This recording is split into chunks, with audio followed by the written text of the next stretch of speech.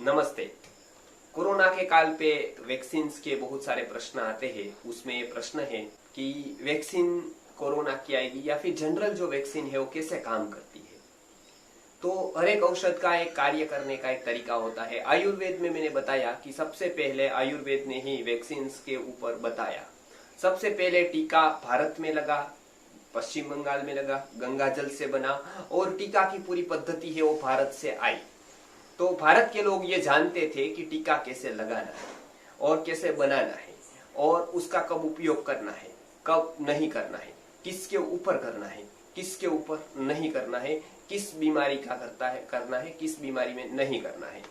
आजकल जो वैक्सीन आ रही है वो प्रायः सभी बीमारियों पर धीरे धीरे विकसित हो रही है। तो पहली बात, सब बीमारियों पर कभी वैक्सीन नहीं होती है। एक आप सिंपल बात, ये आयुर्वेद का एक प्रथम सिद्धांत है, विषस्य विषम औषधम। कोई भी प्रकार का विष ये दूसरा विष की चिकित्सा कर सकता है, ऐसा है। अब वो कोई भी विष की चिकित्सा कर सकता है ऐसा नहीं है। कोई पर्टिकुलर विष, उसका कोई पर्टिकुलर विष की ही चिकित्सा कर सकते। इसलिए हम जहरीले कोई भी जिसको कुछ काटते हैं, कीड़े वगैरह, तो उसकी चिकित्सा हर एक कीड़े की, सांप की, बिच्छू की अलग अलग प्रकार की होती है। वो चाहे आयुर्वेद हो, चाहे होम्योपैथ हो, चाहे एलोपैथ हो, कोई भी पथी हो, उसकी चिकित्सा एक पर्टिकुलर सिस्टम से होती है।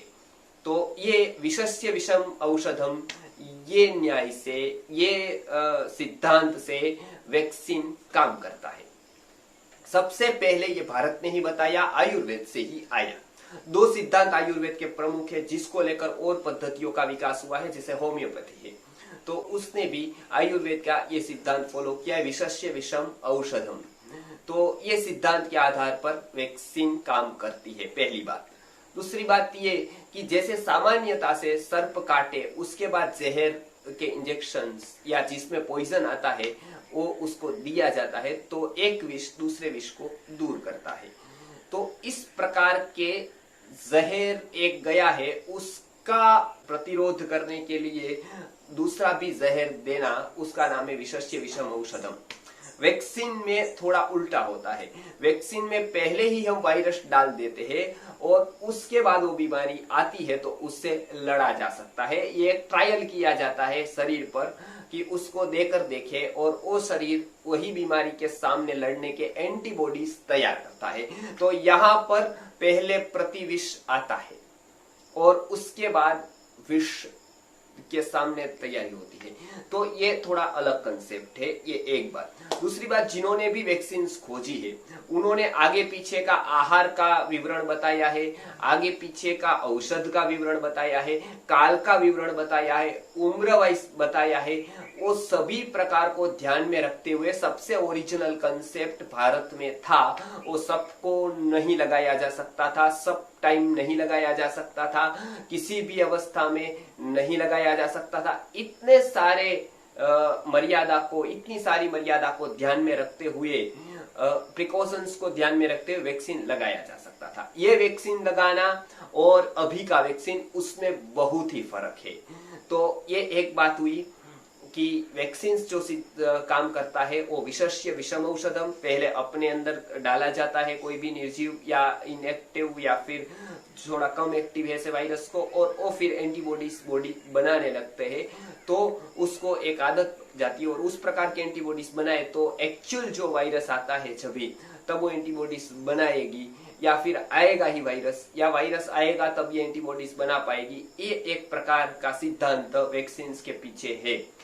लेकिन आजकल वैक्सीन हो रही है उसमें सबको दिया जाता है, धंधे को ध्यान में रखते हुए सभी प्रकार की ज्यादा से ज्यादा बीमारियों की वैक्सीन निकाली जा रही है। जबकि आयुर्वेद में बताया गया है जैसे सभी जहर के उपाय नहीं होते हैं, जैसे कोबरा का जहर, कोई जहर का उपाय होता है, किसी का नहीं होता, किसी को शरीर अपनी रीत से हैंडल करता है, अपनी इम्यूनिटी बना लेता है। इस प्रकार सभी रोग की कभी वैक्सीन नहीं होती है। जैसे आप मान लीजिए कि बुखार की वैक्सीन, कि आपको बुखार ही ना है ऐसी वैक्सीन है, तो ऐसी संभव ही नहीं है।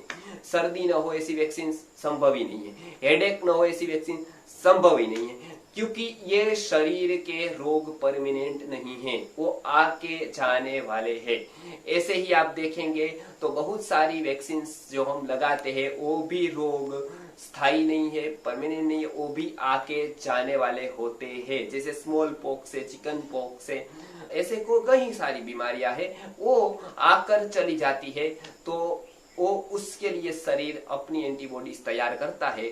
तो सभी बीमारियों की वैक्सीन नहीं हो सकती है। एक कंपनी व्यापार को लूट को माध्यम करते हुए सभी की वैक्सीन बना रही है, कभी भी बना रही है, देने के बाद कोई प्रिकॉशन नहीं है, आगे पीछे क्या खाना उसकी आहार व्यवस्था नहीं है, उसका टाइम नहीं है, और खास करके उसकी देने की कोई पद्धति मतलब जो है वो स्टैंडर्डाइज अभी की है कि भाई वो उसको इस समय दिया जाए और उसके बाद उसके एंटीबॉडीज तैयार करने हैं। लेकिन उसके बहुत सारे प्रिकॉशंस जो प्राचीन भारतीय विज्ञान मैंने पिछली बार बताया वो नहीं है। इसलिए वैक्सीन कितनी सेफ है वो प्रश्न वहां पर ही है। तो आगे हम देखेंगे कि वैक्सीन के बारे में और महानुभाव क्या कहते हैं और हम भी विचार करेंगे कि वैक्सीन कितनी सेफ है। नमस्कार।